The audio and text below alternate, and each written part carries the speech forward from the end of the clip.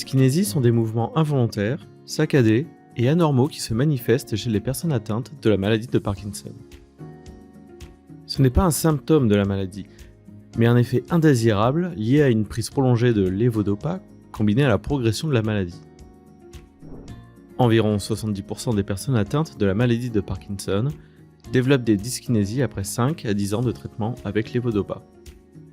Mais cela reste très variable. Ces dyskinésies sont liées aux fluctuations de la concentration de lévodopa dans le cerveau et peuvent apparaître peu après la prise du médicament, lorsque sa concentration est maximale ou en fin de dose. Un ajustement des doses de lévodopa ou l'utilisation d'un médicament complémentaire, appelé amantadine, peuvent réduire la survenue des dyskinésies.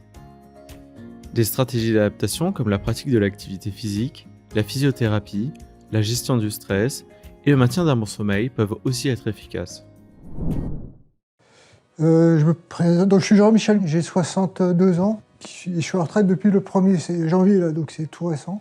Alors j'ai été diagnostiquée en 2015 et voilà, et donc j'ai 55 ans. J'essaye aussi de rester en forme, on va dire, parce que la maladie me tient depuis 16 ans. Et voilà, je suis sportive, j'aime la vie. Depuis que j'ai ma maladie, j'ai appris à faire du dessin.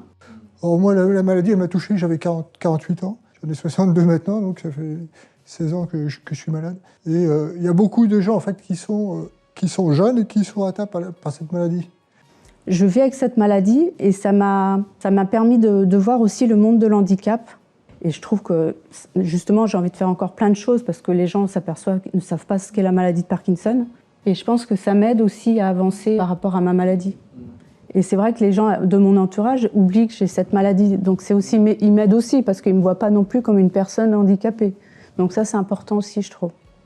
Pendant un certain nombre d'années, je me suis contenté d'un traitement très léger, finalement.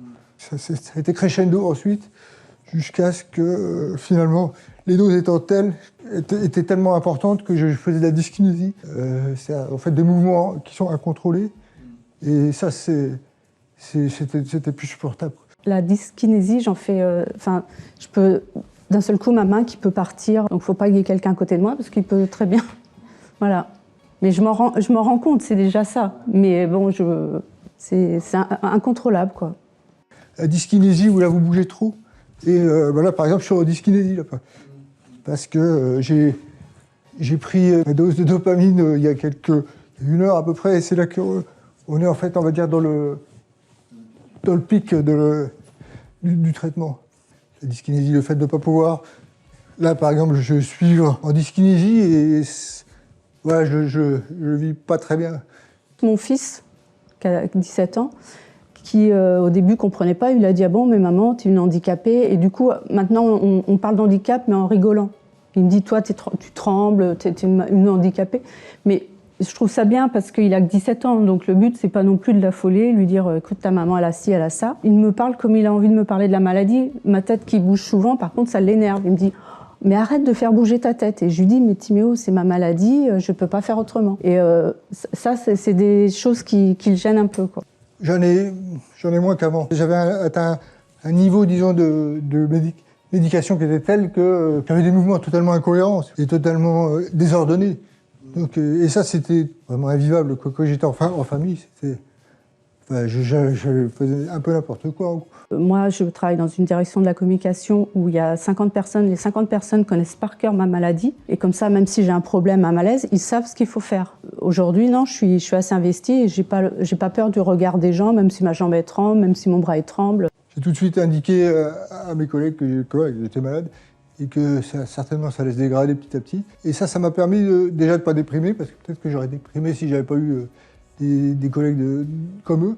Et puis, deuxièmement, ça m'a permis de continuer à travailler, pas normalement, mais presque. Une fois, c'est la seule fois, mais je me suis trompée dans le dosage de ma dopamine. Du coup, j'ai pris beaucoup plus de dopamine que prévu. Et j'ai eu un effet secondaire, c'est que ma voix, elle avait complètement changé. Ma tête a bougé, et là, il a vraiment pris peur, quoi. Ce qui arrive aussi des fois, c'est que si je tremble de trop, il pense que c'est de sa faute, parce qu'il me dit « Maman, je t'ai stressée », et du coup, je lui dis « Non, ça n'a rien à voir avec toi, c'est la maladie, elle est comme ça. » Mais Quand vous êtes comme nous, en réalité, quand vous rencontrez des gens qui ne savent pas que vous êtes malade, la première chose, c'est qui vous regardent un petit peu différemment. La dyskinésie, ça, vous pouvez pas le cacher réellement. Donc, et ça, on le sent. Enfin, moi, je le sens chez les autres, quand il y a une espèce de... Les gens qui évitent de vous approcher de trop près parce qu'ils sentent bien quelque chose qui ne va pas. Mais ils ne savent pas ce que c'est. Donc. Et quand ça arrive, c'est pas facile non plus à vivre ça. Mais le plus important, c'est continuer à faire une activité sportive. Ça, je trouve vraiment, c'est primordial parce que le but, c'est de prendre moins de dopamine, puis éviter de prendre trop de cachets, parce que c'est les effets secondaires qui sont les pires. Puis s'entourer de gens aussi. C'est très important. Plus on fera des activités, moins on prendra de médicaments, puisque la dopamine, elle se développe. J'ai fait le travail nécessaire en moi pour accepter la maladie et accepter aussi que les autres soient un peu gênés par la façon dont je suis, la façon dont je me comporte.